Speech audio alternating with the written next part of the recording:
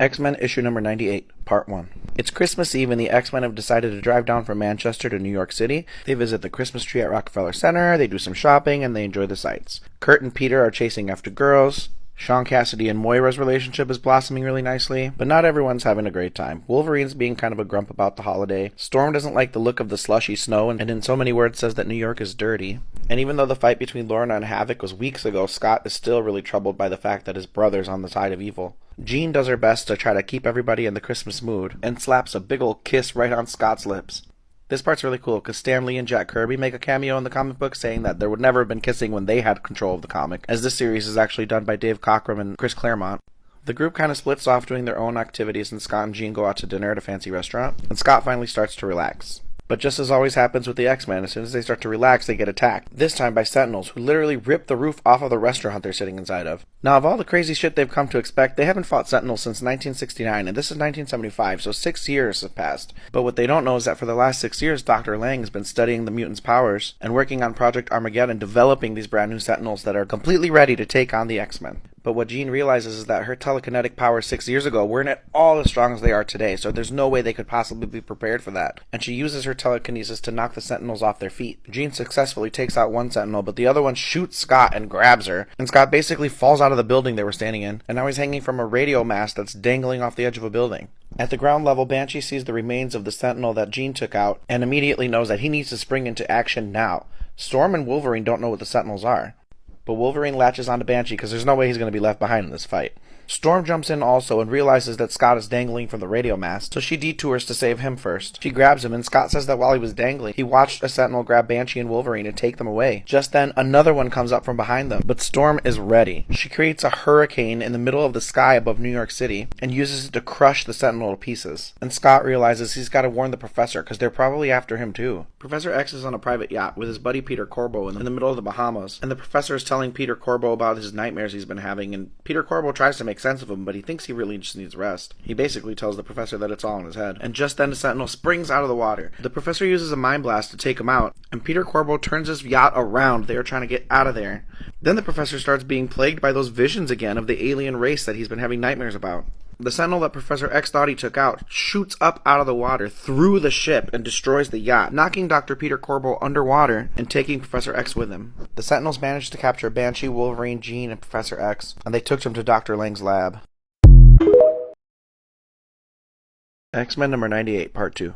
Half of the X-Men team has been captured, and the other half of the team is working tirelessly to find them using Cerebro. Dr. Corbo has made his way to the mansion from being shipwrecked, and he's told the X-Men about what happened to Professor X.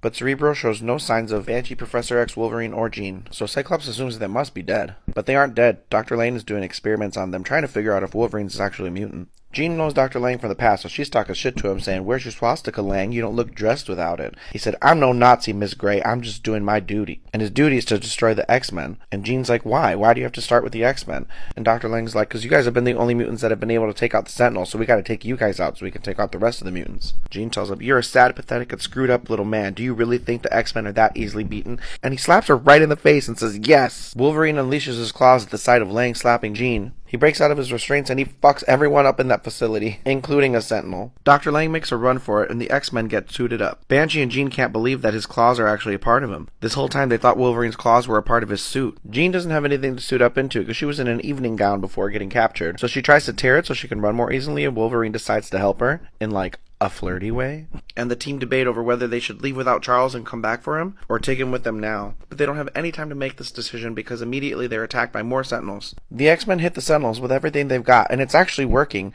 which alerts Jean that something's wrong. There's no way that their attack should be doing this much damage to the Sentinels. But Wolverine tells Jean not to complain about their blessings, and Banshee scoops them both up to fly them out of this facility. He lets out a sonic scream to blow the wall open, and then he's confronted with the truth of where they really are. You see, Scott was right. They're nowhere on Earth, and that's why Cerebro can't find them. Dr. Corbo's the one to realize it. They're in outer space. X-Men number 99. Banshee has managed to escape with Wolverine and Jean, only to find themselves floating in the middle of deep space. But Dr. Lang has the Sentinels go out and save them using these atmospheres temporary environments, because he isn't quite done doing experiments on them. Back on Earth, Cyclops is connected to Cerebro, and he uses it to connect to NORAD's Valhalla Mountain databank to see if he can get any answers as to where Dr. Lang would have taken the X-Men. And it works. He learns that Dr. Lang has them at S.H.I.E.L.D.'s abandoned orbital platform. so Dr. Corbo uses his high security clearance to offer them a ride into outer space, despite a pretty nasty solar storm that's brewing. Aurora struggles with her claustrophobia in her spacesuit. Peter Rasputin struggles because his own brother actually died on a launch that came out of Russia. The group of them experience mixed emotions as the spacecraft thunders through the atmosphere. Peter Corbo's plan is to request sanctuary from the solar storm at SHIELD space platform, now Project Armageddon, but Dr. Lang denies it, realizing that there's mutants on the ship, and instead sends out 3 Sentinels to go shoot them down. One Sentinel successfully blasts a hole in the cabin and Storm is whipped out. Cyclops makes the call to leave her behind and smash the ship directly into the base because they won't let them in any other way. And luckily for Storm, her powers aren't limited to just Earth. She can also control solar winds and solar flares, which she just realizes, and she uses those powers to whip these Sentinels' asses. Now on board the ship, the X-Men are attacked by more Sentinels, and they tear them up like surprisingly easily. Scott says compared to the Bolivar Trask models that these models are a joke.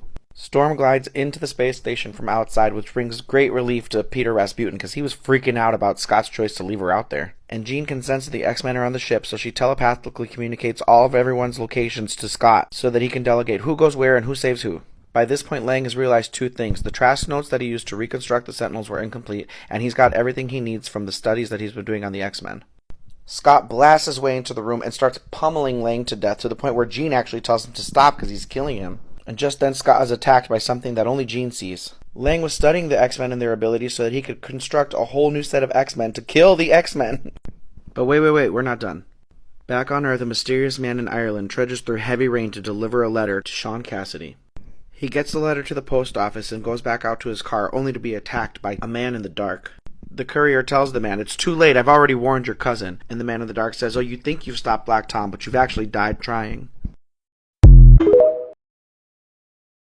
X-Men number 100. Okay, this is a big one, so let me take my time with it and give you a recap. The X-Men are in space. Professor X, Jean, Banshee, and Wolverine got captured. Then 3 of them escaped, leaving Professor X behind. But they had nowhere to go, so they ended up back on the ship. Luckily, the rest of the team caught a space shuttle up to go save them. But while they were able to free Banshee and Wolverine, Scott and Jean got locked up again. And now the all-new, all-different X-Men are in a face-off with clones of the original X-Men, developed by Dr. Lang.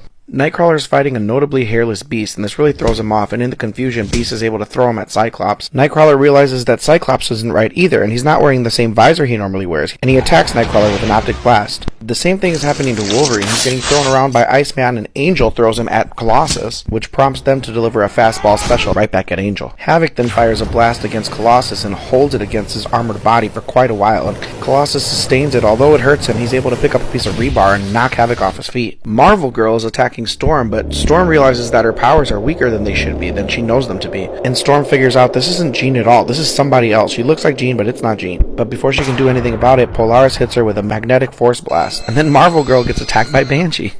Banshee tries to coach the X-Men into working together as a team, but Wolverine's on his own now. He's pissed and he wants answers, so he walks straight up to Xavier and he tells him he needs to explain himself, and that's when Xavier stands up out of the wheelchair and punches Wolverine in the face. And Wolverine is stunned. He's like, "What the fuck, how are you standing?" And as he's stunned, Marvel Girl gets inside of his head and makes it so that he can't think straight. And that's when Wolverine realizes he doesn't have to think, he just needs his instincts, and he tears Marvel Girl apart. The X-Men are horrified, and Dr. Lang is watching on monitors, and he's pissed. Because it's now been revealed to everybody that these original clone X-Men are actually Sentinel X-Men robots. Everyone sees what happened. Even the X-Men who are locked up in the room with Lang can see it on his monitor. And Scott is pissed, and he lets his optic blast just overpower. They just completely overpower the lenses even, and shoot straight through and frees himself and the rest of the X-Men who are trapped. And goes after Lang. Lang tries to get away in a gunship, but Jean Grey uses her mental powers and her telekinesis to control the plane, so Lang can't control the plane, and she crashes it into the screen, and I'm pretty sure he died. So now they've got to go, right? The X-Men have got to go, but they crashed their spaceship into this base in the first place, and so they have no way of getting home. There's a big hole in the space shuttle, there's solar flares flying everywhere, and the only one who knows how to fly the ship is Dr. Corbo, but he won't be able to survive the solar flares, though he does think that one of the mutants might be able to, and that's when Jean Grey has to make a decision. She decides that she's going to take the knowledge out of Dr. Corbo's head so that she can fly the shuttle and that he can sit safely in the closed area of the shuttle with the rest of the X-Men. Scott tells her there's no way she's going to do it, but she doesn't really give him a choice, and she wipes his mind so that he can't stop her. Wolverine tries to stop her, but she gets in his face and he backs down pretty quick. Storm doesn't try to stop her. She just says a tearful goodbye. It's a really emotional moment because they're all pretty sure that Jean's about to die. And for 30 minutes, Jean Grey burns in the solar flares while she flies her friends to safety.